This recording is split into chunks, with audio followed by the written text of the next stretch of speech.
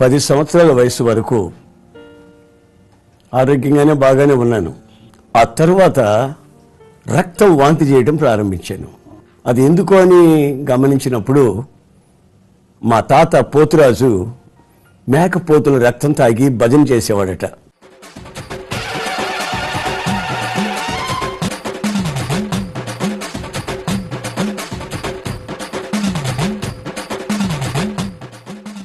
ఆ యొక్క శాపం వాళ్ళ మనవణ్ణి కదా, అందుకని ఆ శాపం నా మీదకి వచ్చి నేను రక్తం కక్కడం ప్రారంభించా.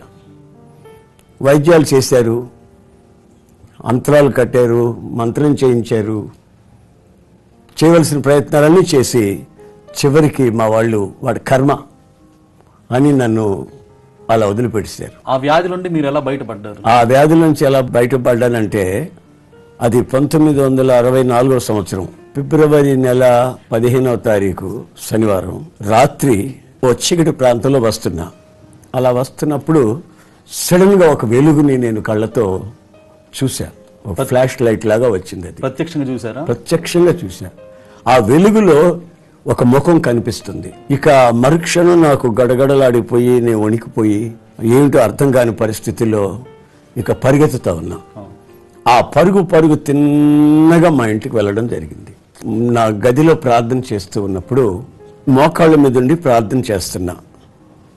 ఇక మోకాళ్ళ మీద ఉండలేక చేతులు ఇలా కింద పెట్టి, మోకాళ్ళ మీద ఉంటూ చేతులు కింద పెట్టి ప్రార్థన చేద్దామని చేతులు ఇలా పెట్టేసరికి 2 పాదాల మీద నా చేతులు పడటం నేను చూశాను. నాకు ఆ స్పర్శ ఇప్పటికీ గుర్తుంది. ఎవరు లేరు అక్కడ. ఒకవేళ మా వాళ్ళు ఎవరన్నా వచ్చి నేనేం ప్రార్థన చేస్తున్నాను వింటున్నారేమోనని ఆ క్షణంలో నేను ఆలోచించాల్సి వచ్చింది. కానీ ఎవరు లేరు. మరి ఈ పాదాలు ఎవరివి అంటే, మా పాస్టర్ గారు దైవజనులు ప్రార్థన చేసినప్పుడల్లా ఆయన మనకు సమీపంగా ఉండే దేవుడని ప్రసంగం చేస్తుంటాడు కదా. అప్పుడు నేను ప్రార్థన చేస్తుంటే ఆయన సమీపంగా వచ్చి ఉన్నాడా అనుకుని దేవుణ్ణి స్తుతించడం జరిగింది. 50, 52, 53 సంవత్సరాలకి ఎక్కువగా బతికిన వాళ్ళు ఎవరు లేరు మా వంశంలో.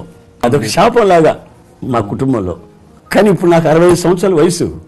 నా వంశంలో పారంపర్యంగా వస్తున్న ఆ శాపంలో నుంచి కూడా నన్ను తొలగించాడు. వంశపారంపర్యంగా వస్తున్న ఆ దోషంలో నుంచి కూడా నన్ను విడుదల చేశాడు. మా వాళ్ళు 50 దాటిన తర్వాత ఇతను బతకడు, నా టైం అయిపోయింది ఇతనికి అనుకునేవాళ్ళు.